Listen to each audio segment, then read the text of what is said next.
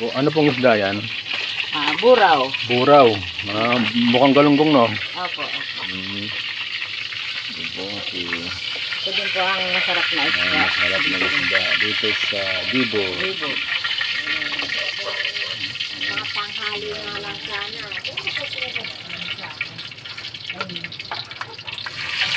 Kabaan. Ito po ang aming almusal. Ano po yan? Ano po nuluto niyo dyan? Ayun nga po. Siyempre ko din. Parami Wag Marami na. naman po tayo, Pastor. Oo. Maring Tigdadalawa na tayo niyan.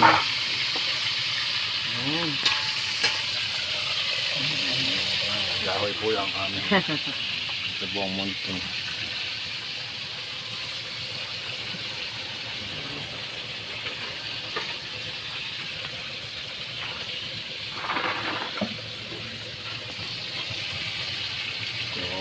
Sina. Yan. Poso. So, napakaganda ng rest house dito.